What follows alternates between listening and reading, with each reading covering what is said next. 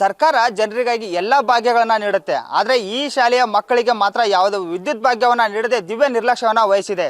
ಅಧಿಕಾರಿಗಳು ಮಾಡಿರುವ ನಿರ್ಲಕ್ಷ್ಯದಿಂದಾಗಿ ಕಳೆದ 18 ವರ್ಷಗಳಿಂದ ಈ ಶಾಲೆಯ ಮಕ್ಕಳು ವಿದ್ಯುತ್ ಭಾಗ್ಯದಿಂದ ವಂಚಿತರಾಗಿದ್ದಾರೆ. ಸದ್ಯ ನಾನು ಬೀದರ್ ಜಿಲ್ಲೆಯ ಬಸವಕಲ್ಯಾಣ ತಾಲೂಕಿನ ಖಾನಾಪುರ ಕೆ ಗ್ರಾಮದಲ್ಲಿದ್ದೇನೆ.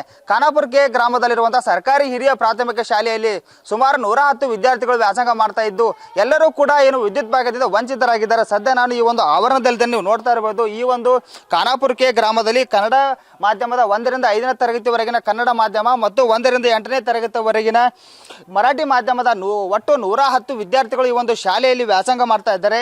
ಕಳೆದ 18 ವರ್ಷಗಳಿಂದ ಈ ಒಂದು ಶಾಲೆ ಈ ಒಂದು ಗ್ರಾಮದಿಂದ ಅನತಿ ದೂರದಲ್ಲಿ ಆರಂಭವಾಗಿರುವಂಥದ್ದು. ಈ ಶಾಲೆ ಆರಂಭವಾದಾಗಿನಿಂದ ಅಂದರೆ 18 ವರ್ಷಗಳಿಂದ ವಿದ್ಯುತ್ ಭಾಗ್ಯವನ್ನೇ ಕಾಣದೆ ವಿದ್ಯುತ್ನಿಂದ ವಂಚಿತರಾಗಿ ಈ ಒಂದು ಶಾಲೆಯಲ್ಲಿ ಪಾಠ ಮಾಡುವಂಥ ಮತ್ತು ಪಾಠ ಕಲಿಯುವಂಥ ದುಸ್ಥಿತಿ ಇಲ್ಲಿನ ಶಿಕ್ಷಕರಾಗಿರ್ಬೋದು ಮತ್ತು ವಿದ್ಯಾರ್ಥಿಗಳಿಗೆ ಬಂದೊದಗಿದೆ ಅಂತ ಹೇಳ್ಬೋದು. ಈಗಾಗಲೇ ಶಾಲೆಯಲ್ಲಿ ಎಲ್ಲ ವ್ಯವಸ್ಥೆಗಳು ಇವೆ. ಆದರೆ ಅಂದರೆ ವಿದ್ಯುತ್ ಸಂಪರ್ಕ ಕಲ್ಪಿಸಲು ಬೇಕಾದಂಥ ಮೀಟರ್ ಆಗಿರ್ಬೋದು, ವೈರ್ ಆಗಿರ್ಬೋದು, ಪೈಪ್ ಮತ್ತು ವಿದ್ಯುತ್ ಬಲ್ಬ್ ಎಲ್ಲವೂ ಕೂಡ ಇದ್ದರೂ ಕೂಡ ಯಾವ ಜಸ್ಕಾಂ ಮತ್ತು ಗ್ರಾಮ ಪಂಚಾಯತ್ ಅಧಿಕಾರಿಗಳ ನಿರ್ಲಕ್ಷ್ಯ ಮತ್ತು ಶಿಕ್ಷಣ ಇಲಾಖೆಯ ನಿರ್ಲಕ್ಷ್ಯದಿಂದಾಗಿ ಈ ಒಂದು ಶಾಲೆಗೆ ವಿದ್ಯುತ್ ಭಾಗ್ಯ ಬಾರದೆ ವಿದ್ಯಾರ್ಥಿಗಳು ಮತ್ತು ಶಿಕ್ಷಕರು ಸಂಪೂರ್ಣವಾಗಿ ವಿದ್ಯುತ್ತಿಂದ ವಂಚಿತರಾಗಿದ್ದಾರೆ ಅಂತ ಹೇಳ್ಬೋದು. ಈಗಾಗಲೇ ನೀವು ನೋಡ್ತಾ ಇರಬಹುದು, ಇದು ಕ್ಲಾಸ್ ರೂಮ್ನಲ್ಲೂ ಕೂಡ ಸ್ಮಾರ್ಟ್ ಕ್ಲಾಸನ್ನು ವಿದ್ಯಾರ್ಥಿಗಳಿಗಾಗಿ ಸ್ಮಾರ್ಟ್ ತರಗತಿಗಳನ್ನು ನೀಡಬೇಕು ಅನ್ನೋ ಒಂದು ಉದ್ದೇಶದಿಂದ ಸ್ಮಾರ್ಟ್ ಟಿವಿಗಳನ್ನು ಕೂಡ ತಂದಿಟ್ಟಿದ್ದಾರೆ. ಆದರೆ ಯಾವ ವಿದ್ಯಾರ್ಥಿಗಳಿಗೆ ಈ ಒಂದು ಶಾಲೆಯಲ್ಲಿ ವಿದ್ಯುತ್ ಇರದೇ ಇರುವುದರಿಂದ ಸ್ಮಾರ್ಟ್ ಟಿವಿ ಕ್ಲಾಸ್ಗಳಿಂದ ಈಗ ವಿದ್ಯಾರ್ಥಿಗಳು ಕೂಡ ವಂಚಿತರಾಗಿದ್ದಾರೆ. ನೀವು ದೃಶ್ಯಗಳಲ್ಲಿ ಗಮನಿಸ್ತಾ ಇರ್ಬೋದು ಯಾವ ರೀತಿ ಮಕ್ಕಳು ಕತ್ತಲೆಯಲ್ಲಿ ಕುಳಿತುಕೊಳ್ಳುವಂಥ ಒಂದು ಸ್ಥಿತಿ ನಿರ್ಮಾಣ ಆಗಿರುವಂಥದ್ದು.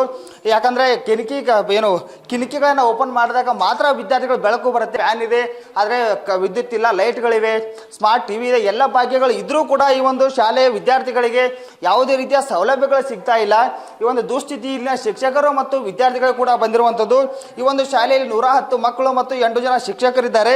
ಎಲ್ಲರಿಗೂ ಕೂಡ ವಿದ್ಯುತ್ ಸಮಸ್ಯೆ ತುಂಬಾವಾಗಿ ಕಾಡ್ತಾ ಇದ್ರು ಕೂಡ ಹಲವಾರು ಬಾರಿ ಗ್ರಾಮ ಪಂಚಾಯತ್ ಸಿಬ್ಬಂದಿ ಮತ್ತು ಜಸ್ಕಾಂ ಸಿಬ್ಬಂದಿಗಳಿಗೆ ಮನವಿ ಮಾಡಿಕೊಂಡ್ರು ಕೂಡ ಇದುವರೆಗೆ ಈ ಒಂದು ಶಾಲೆಗೆ ವಿದ್ಯುತ್ ಭಾಗ್ಯ ದೊರಕದೇ ಇರೋದು ದುರಂತ ಅಂತಾನೆ ಹೇಳ್ಬೋದು. ಈಗಾಗಲೇ ನೀವು ನೋಡ್ತಾ ಇರಬಹುದು, ಟ್ಯೂಬ್ಲೈಟನ್ನು ಅಳವಡಿಸಿದ್ದಾರೆ, ಪೈಪ್ ಇದೆ, ಎಲ್ಲವೂ ಇದ್ರೂ ಕೂಡ ವಿದ್ಯಾರ್ಥಿಗಳಿಗೆ ಮಾತ್ರ ವಿದ್ಯುತ್ ಭಾಗ್ಯ ಬಂದೊದಗಿಲ್ಲ ಅಂತ ಹೇಳ್ಬೋದು. ಇಲ್ಲಿರುವಂಥ ವಿದ್ಯಾರ್ಥಿಗಳನ್ನು ಕೂಡ ಮಾತಾಡ್ತಾನೆ. ಈಗಾಗಲೇ ವಿದ್ಯಾರ್ಥಿಗಳು ಎಷ್ಟು ವರ್ಷದಿಂದ ಈ ಒಂದು ಶಾಲೆಯಲ್ಲಿ ಕಲಿತಾ ಇದ್ದಾರೆ. ಅಮ್ಮ, ಈಗ ನೀವು ಶಾಲೆಯಲ್ಲಿ ಎಷ್ಟು ದಿನ ಬರ್ತಾ ಇದ್ರಿ? ನಿಮ್ಗೆ ಇಲ್ಲಿ ಗಾಳಿ ಬೆಳಕು ಫ್ಯಾನ್ ಎಲ್ಲ ಇದೆಯಾ ಇಲ್ವಾ? ಇಲ್ಲ. ಹಾಂ, ನಿನ್ನ ಹೆಸರು? ವರ್ಷ.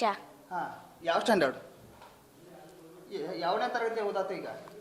5ನೇ. ಇಲ್ಲಿ ಫ್ಯಾನ್ ಲೈಟ್ ಇದಾವ? ಇಲ್ಲ. ಸ್ಮಾರ್ಟ್ ಟಿವಿ ಇಲ್ಲ. ಅದ. ಹಾಂ, ಮತ್ತು ಸ್ಮಾರ್ಟ್ ಟಿವಿ ಒಂದ್ಸಲ ನಿಮ್ಗೆ ಓಪನ್ ಮಾಡಿ ಪಾಠ ಮಾಡಿಲ್ಲ? ಇಲ್ಲ. ಯಾಕೆ ಮಾಡಿಲ್ಲ? ಕರೆಂಟ್ ಇಲ್ಲ ಅಂತ. ನಿನ್ನ ಹೆಸರೇನು? ಸಾಹಿಲ್. ಹಾಂ, ಸಾಹಿಲ್. ಎಷ್ಟನೇ ತಗೋತಿ? 6ನೇ. ಕರೆಂಟ್ ಅದಾನ ಇಲ್ಲಿ? ಇಲ್ರಿ ಸರ್.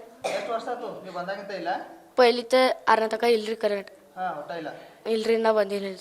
ಇಲ್ಲಿರುವಂಥ ಈ ಊರಿನ ಗ್ರಾಮಸ್ಥರಿದ್ರೆ ಅವ್ರನ್ನೂ ಕೂಡ ಮಾತಾಡ್ಸೋಣ. ಸರ್, ಈಗ ಈ ಶಾಲೆಯಲ್ಲಿ ಸುಮಾರು ವರ್ಷಗಳಿಂದ 2008ರಲ್ಲಿ ಗ್ರಾಮದಲ್ಲಿ ಶಾಲೆ ಇತ್ತಂತೆ. ಸುಮಾರು 18 ವರ್ಷಗಳಿಂದ ಇಲ್ಲಿ ಶಾಲೆ ಆರಂಭ ಆಗಿದೆ. ಆರಂಭ ಆದಾಗಿಂತ ಇಲ್ಲಿ ಕರೆಂಟ್ ಭಾಗ್ಯ ಬಂದಿಲ್ವಾ ಹೆಂಗೆ ಅಂತ? ಹೌದು, ನಿಜವಾಗಲೂ ಸರ್ 2008 ಹಿಡಿದು ಇಲ್ಲಿವರೆಗೂ ಯಾವುದೋ ಕರೆಂಟ್ ಬಂದಿಲ್ಲ, ವಿದ್ಯುತ್ ಸಮಸ್ಯೆಗಳು ಬಂದಿಲ್ಲ ಸರ್. ಇಲ್ಲಿ ಈ ಸರ್ಕಾರಿ ಶಾಲೆಯಲ್ಲಿ ಸರ್ ಖಾನಾಪುರ ಕೆ ಗ್ರಾಮ ಹಿರಿಯ ಪ್ರಾಥಮಿಕ ಶಾಲೆಯಲ್ಲಿ ಸುಮಾರು 18 ವರ್ಷಗಳಿಂದ ಈ ಸರ್ಕಾರಿ ಶಾಲೆಯಲ್ಲಿ ವಿದ್ಯುತ್ ಸಂಪರ್ಕ ಇಲ್ಲ ಸರ್. ಯಾವ ರೀತಿ ಇದೆ ಅಂದರೆ ಎಲ್ಲ ಡಿಜಿಟಲ್ ಮುಖಾಂತರ ಎಲ್ಲ ಫ್ಯಾನ್ ಇದೆ, ಲೈಟ್ ಇದೆ, ಬಲ್ಬ್ ಇದೆ, ಎಲ್ಲ ಏನು ಸೌಲಭ್ಯಗಳು ಬೇಕು ಎಲ್ಲ ಸೌಲಭ್ಯಗಳಿದೆ. ಆದರೆ ಕರೆಂಟಿನ ವಿದ್ಯುತ್ ಸಂಪರ್ಕ ಮಾತ್ರ ಇಲ್ಲ. ನನಗನ್ನಿಸ್ತಾ ಇದೆ ಯಾಕೋ ಇಲ್ಲಿಂದ ಅಧಿಕಾರಿಗಳು ಏನೋ ಕಣ್ಣುಗಳು ಇದಾವೆ ನಿಲ್ಲೋ ಅಂತ ನನಗೊಂದು ಪ್ರಶ್ನೆ ಕಾಡ್ತಾ ಇದೆ. ನಿಜವಾಗಲೂ ಇವತ್ತು ಅಧಿಕಾರಿಗಳೊಂದು ಕಣ್ಣು ಒಳಗೆ ಇರ್ತಿತ್ತಂದ್ರೆ ಇವತ್ತು ಮಕ್ಕಳಿಗೆ ವಿದ್ಯುತ್ ಕೊಡುವಂಥ ಸಂಪರ್ಕ ಅವ್ರು ಕೆಲಸ ಮಾಡ್ತಿದ್ದರು. ಕಳೆದ ವರ್ಷ ತಮ್ಮ ಸುದ್ದಿ ಮುಖಾಂತರ ಸುದ್ದಿ ಮಾಡಿದ್ರು ತಾವು. ಅವತ್ತಿನ ದಿವಸ 155 ಮಕ್ಕಳು ಈ ಶಾಲೆಯಲ್ಲಿ ಕಲಿತಿದ್ದು. ಇವತ್ತಿನ ಸಂಖ್ಯೆ ಮಕ್ಕಳು 110ಕ್ಕೆ ಬಂದಿದೆ. ಮುಂದಿನ ಬರೋದಲ್ಲಿ ಈ ಸ್ಕೂಲ್ಗಳು ಮುಚ್ಚೋಗುವಂಥ ಪರಿಸ್ಥಿತಿ ಬಂದೇ ಬರುತ್ತೆ ನನಗೆ ಕಾಣಿಸ್ತಾ ಇದೆ.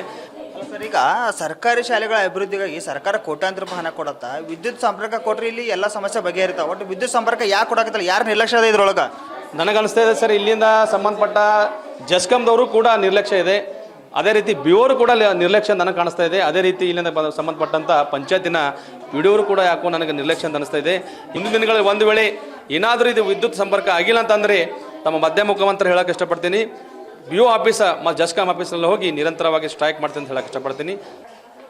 ಇಲ್ಲಿ ಈ ಒಂದು ಖಾನಾಪುರ ಕೆ ಗ್ರಾಮದ ಶಾಲೆ SDMC ಅಧ್ಯಕ್ಷರಿದ್ದಾರೆ, ಅವ್ರನ್ನೂ ಕೂಡ ಮಾತಾಡ್ಸೋಣ. ಸರ್, ಈಗ ನಿಮ್ಮ ಶಾಲೆ ಕಳೆದ ಎಷ್ಟು ವರ್ಷದಿಂದ ಆರಂಭ ಆಗಿದೆ? ಎಷ್ಟು ವರ್ಷದಿಂದ ನಿಮ್ಮ ಶಾಲೆಗೆ ವಿದ್ಯುತ್ ಸಮಸ್ಯೆ ಅದ ರೀ?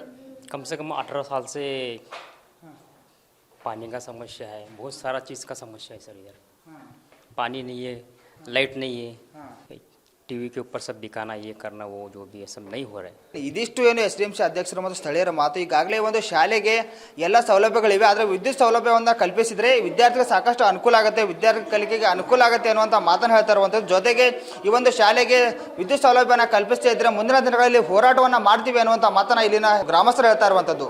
Shivananda, news first, Bidar.